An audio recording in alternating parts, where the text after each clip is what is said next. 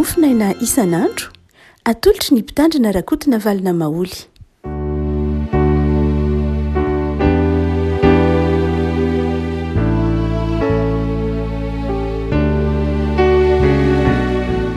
Fanomenava antsika ny afaka malalatra ty alatsinainy fa 20 ny volana jona taona 2023 ity miaraba ny atsika manakavy tratro zao fetim-pirenena izao zay soratsika n'Andriamanitra manokana no ny nanomezany na ny nahazahoantsika ny fahaleovantena.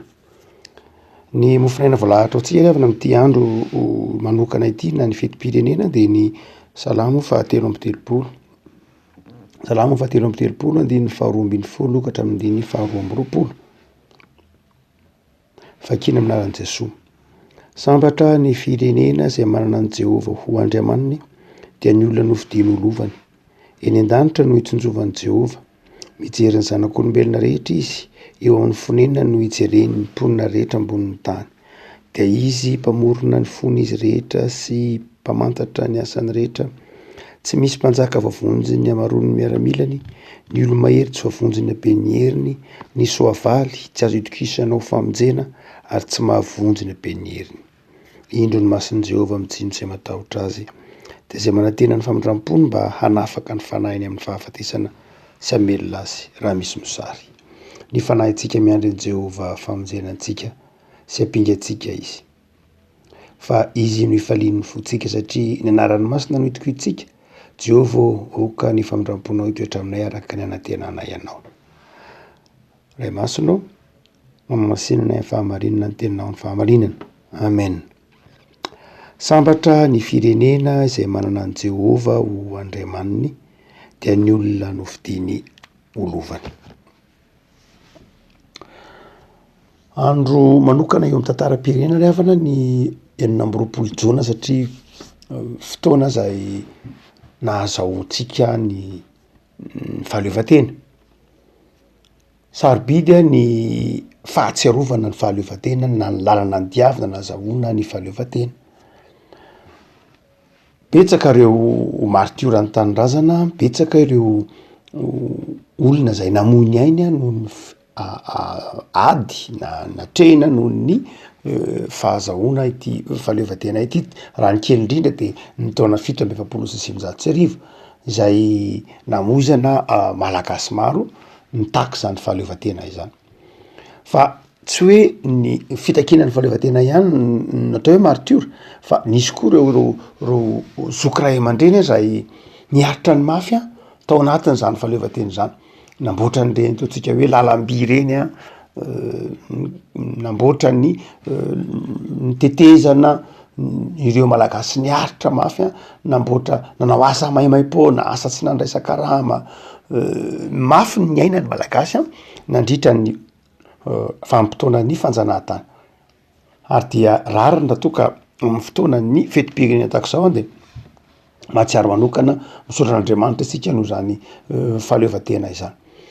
Ny mampanaingana kely azy dia tsy mitovy ny fahatakaran'ny malagasy ny aina tao anatin'ny fahaleovantena sy ny fahatakaran'ny malagasy ny aina tao anatin'ny fanjanahantany natao hoe fahafahana.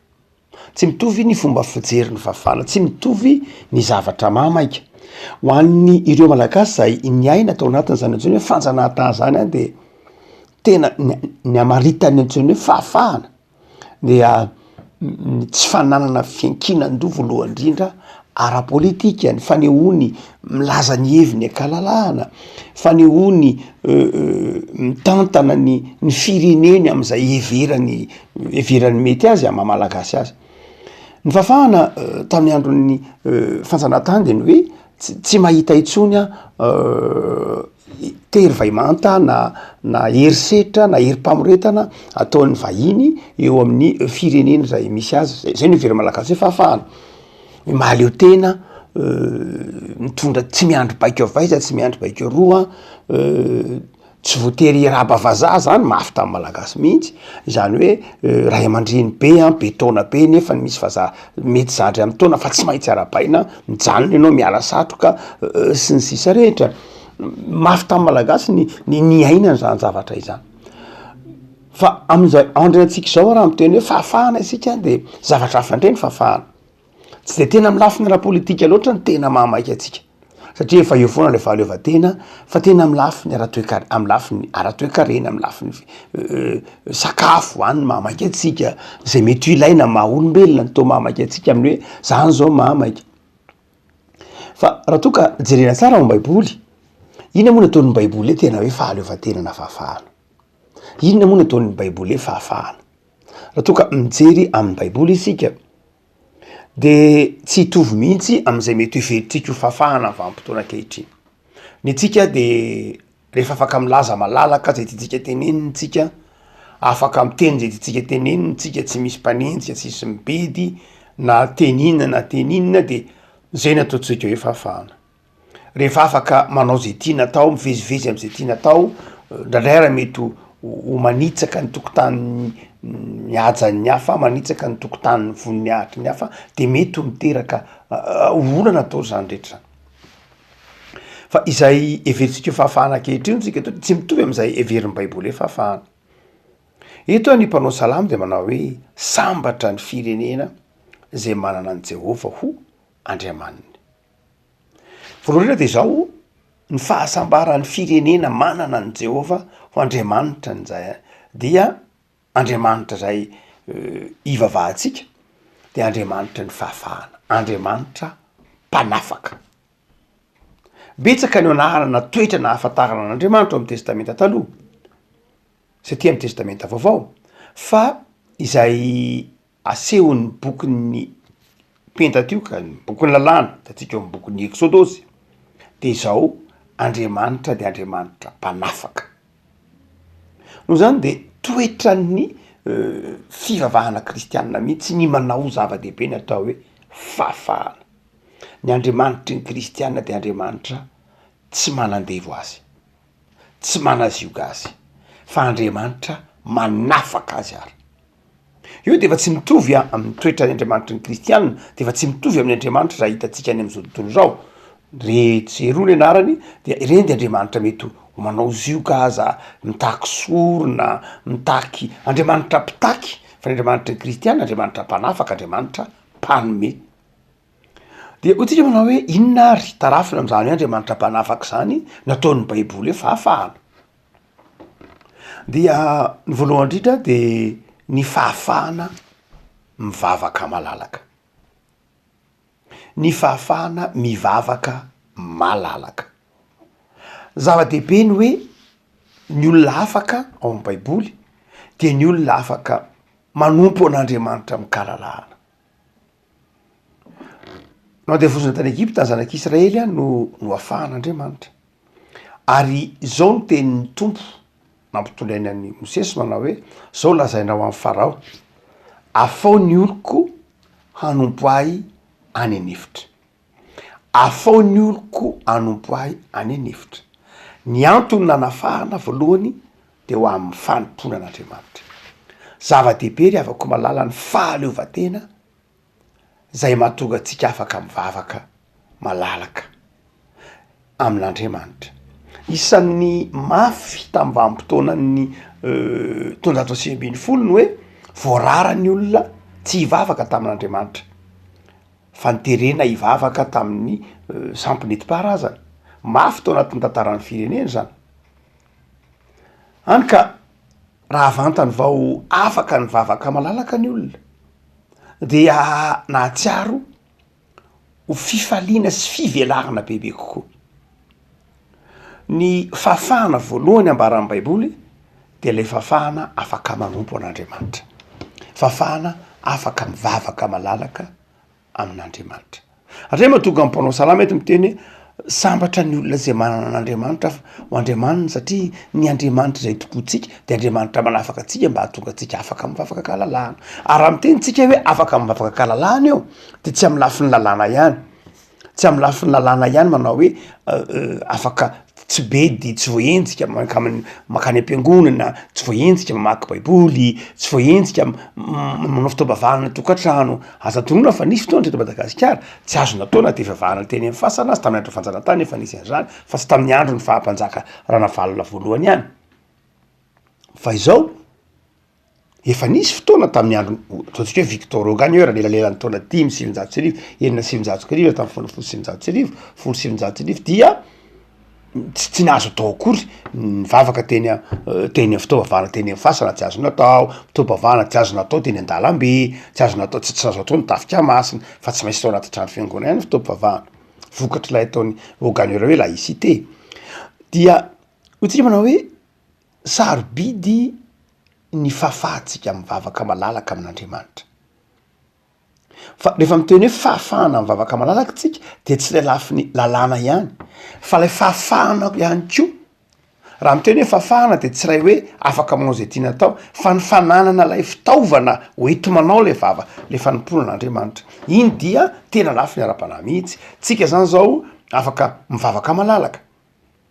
Tsy hoe satria misy lalàna miaro an'izany ihany fa izao misy trano ahafahantsika mivavaka, misy fahasalamana ahafahantsika mivavaka, misy mpitory-teny mpampianatra ahafahantsika mivavaka, misy zava-maneno mba ahafahantsika mivavaka. Zany hoe misy lay fahafahana eo de tsy lay hoe araka lalàna ihany fa tena ara-pitaovana mihitsy de afaka mivavaka amin'Andriamanitra isika.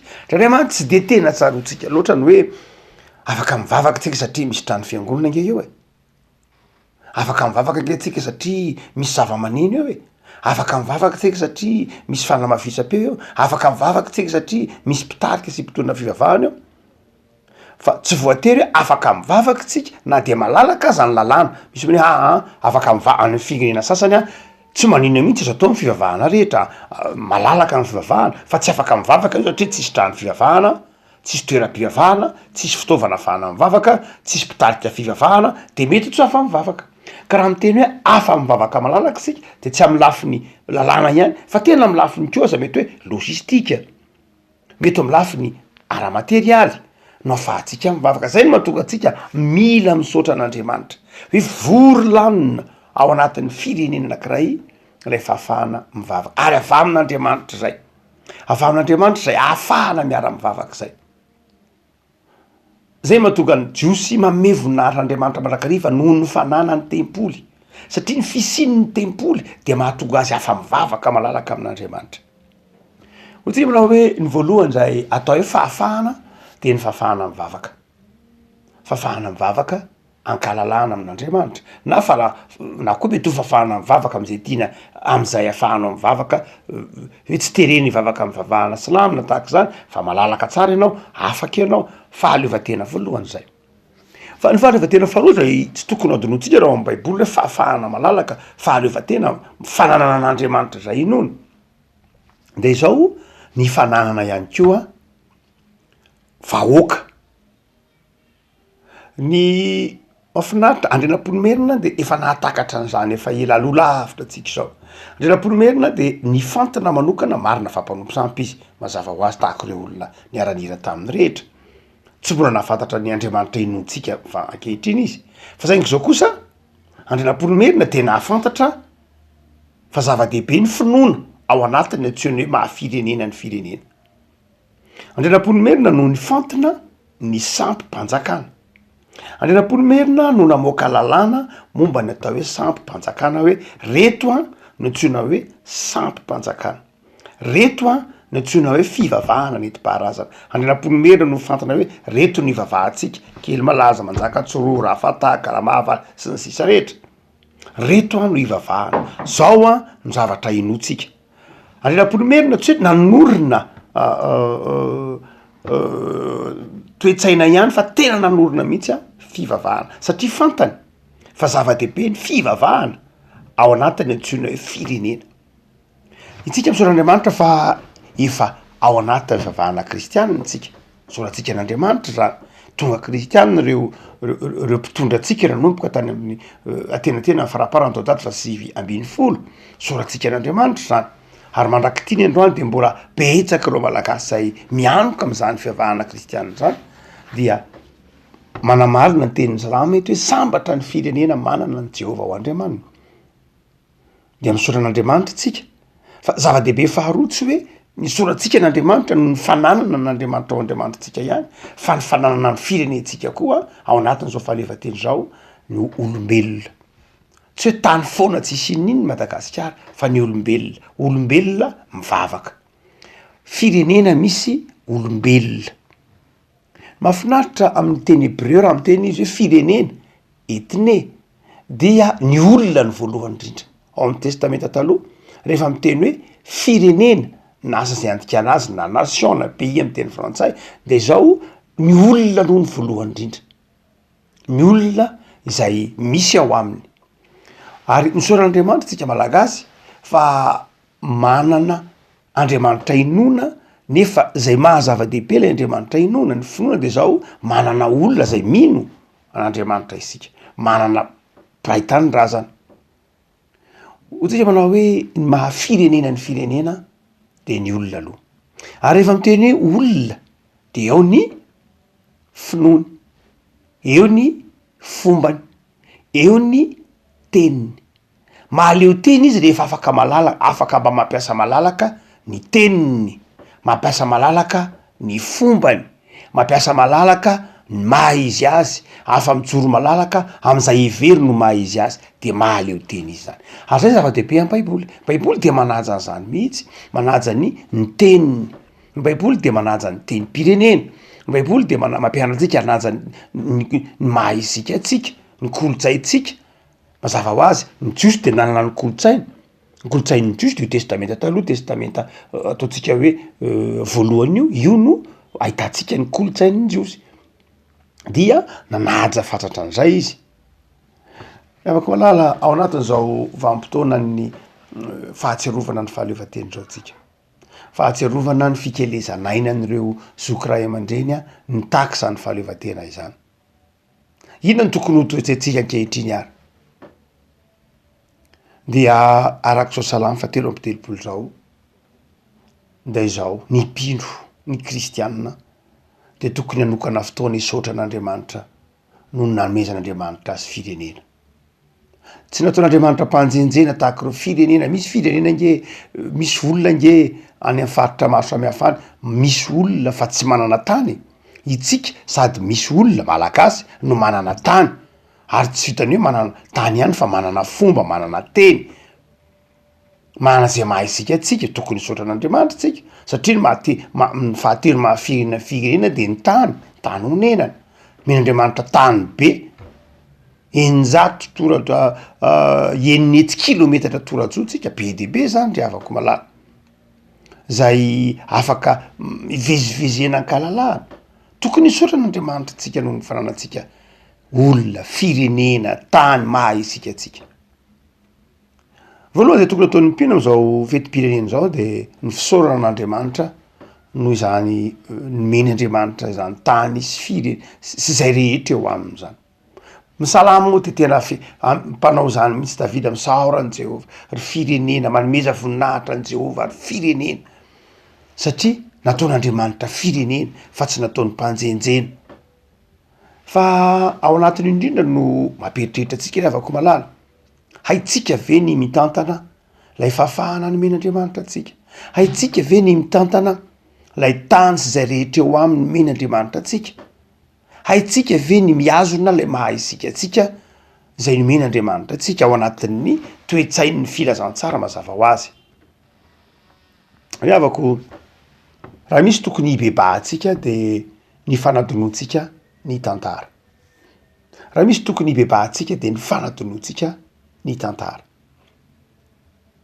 Adinotsika ny tantara de ndrandray tsy niavitsika mihitsy aza ireo ray aman-dreny zay nelo lalana atsika niady tam'izany fahaleovantena zany.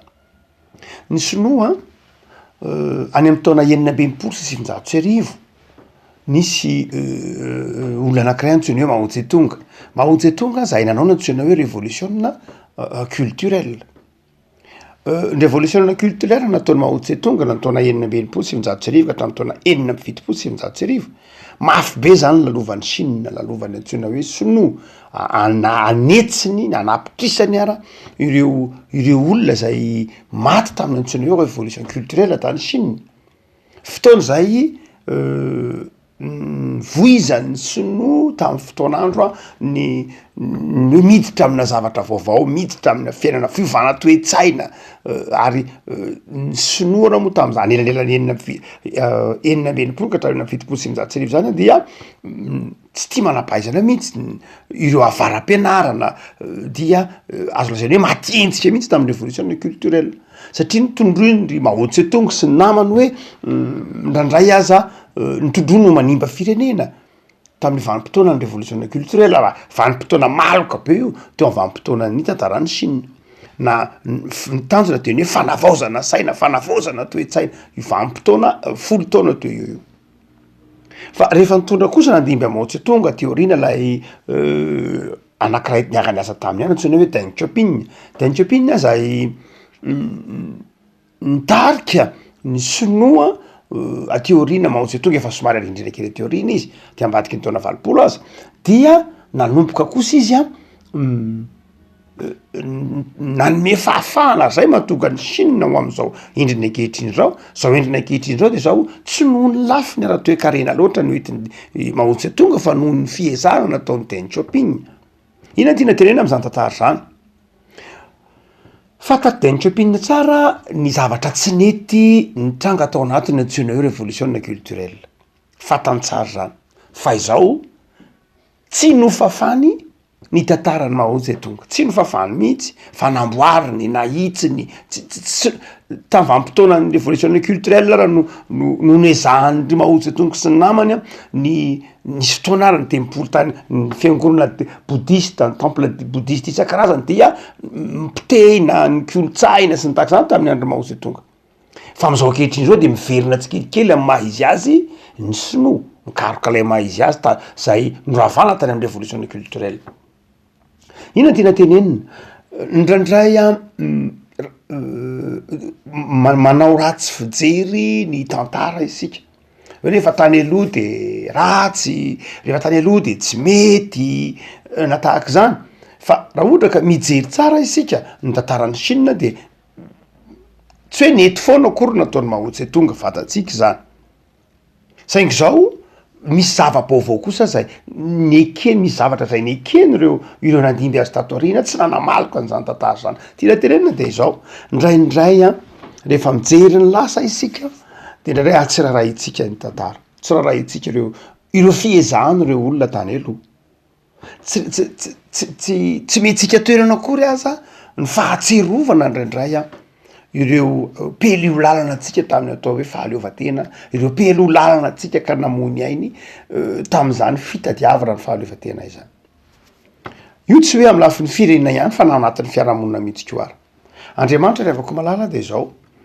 tsy raha mamaky ny baiboly tsika de Andriamanitra tsy mampanadino atsika ny lasa zany Andriamanitra ny baiboly tsy mampanadino atsika ny lasa mampibanjana atsika ny hoavy ny baiboly manome fanantenana atsika mitodika amin'ny hoavy ny baiboly fa tsy mampanadino atsika ny lasa hitatsika eo amin'ny bokyny tantara fiteny mandrakarivona de voarakitra ao amin'ny tantaran'ny mpanjaka voarakitra ao amin'ny tantaran'ny Israely tena matetika mihitsy hoe raketo tsoratra tadidio apetraka soatra masina ao zava-dehibe mihitsy ny fitadidiana ny fahatserovana mba hahafahana mitodika amin'ny hoavy hahafahana manome ainga vaovao amin'ny hoavy malaza tonoana fa na ny protestantisme aza anke teraka tao anatiny antsoina hoe renaissance ny renaissance fitodiana tamin'ny lasa zany hoe nahoana de zava-dehibe tsy tokony adonona mihitsy ny tantara fa rehefa tsy mahafantatra tantara tsy mahay tantara ny olona de zao very tadidy izy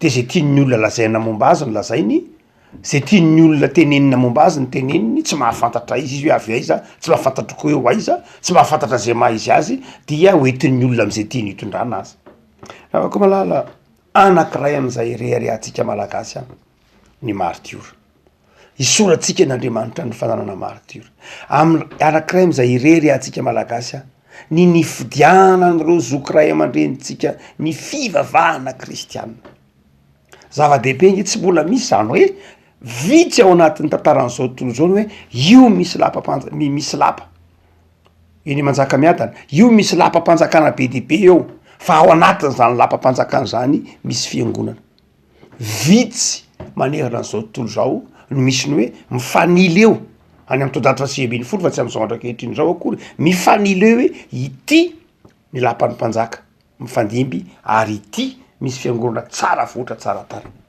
safidy mazavy zany tsy mila ady hevitra zany ny teny ho azy zany ao anatin'ny tantara vakina fotsiny zany hoe izahay dia kristianina ny safidiny lo zokray aman-dreninay dia kristianina afaka malala sambatritsika manan'andriamanitra ao andriamanitra fa izao ry afaka malala mbiaizitsika zao zao fetim-pirenena zao manahoana ny finoatsika manahoana ny fametrahantsika ny firenentsika eo am-pilatanan'andriamanitra manahoana ny fanajantsika ny fahafahana manahoana ny fanajantsika lay fahaleovatena pirenena manahoana ny fanajantsika ny fitiava-tanindrazana ao anatitsika raha misy afaka malala tokony tsy hoadolotsika mihitsy de zao ny kristianina ihany ko dia tia tanindrazana ny kristianina de olona tia tanindrazana satria avy amin'andriamanitra ny tanindrazana rehefa tianao andriamanitra de tianao ny zavatra omen'andriamanitra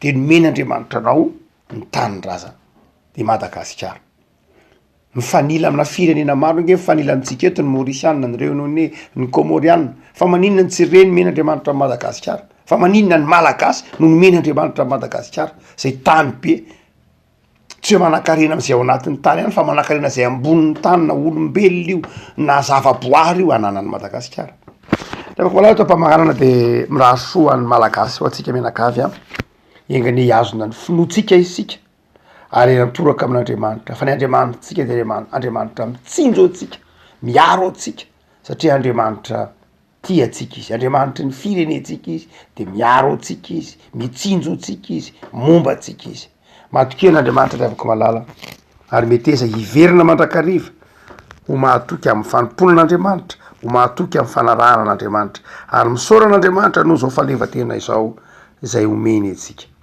vavaksika tompo am'soranao zay no ny amin'ny fahaleovatena-pirenena zay menao anay tsaronay manokana am'ty 4 jona ity mivavaka ho an'ny Madagasikara zay vavaka ho an'ny vahoaka malagasy nomenao tany zay nomenao olombelona ny firenena nomenao malagasy nomenao teny nomenao fomba nomenao tantara nomenao zay rehetra tokony asambatra anay mamelahany elokay tompo raha tsy mahay mitantany zay mamelahany elokay raha mitavozavozo zay mamelahany elokay raha toka manadino ny fikelezanay an'ireo olona ny elohanay zay fampahirezy kosa zay tompo anovan'ny tantara ao anatin'ny fanajananao andriamanitra sy ny fanomponanao ao anatin'ny fanajanany mahamalagasy anay zay tsy mifanohitra amin'ny filazantsaranao tahino malagasy rehetra tompo ao anatin'ny fahasahiranany zay fantatrao zany androka manjary tsy mifankahazo androka manjary mifanjana mifampialalaza indraindray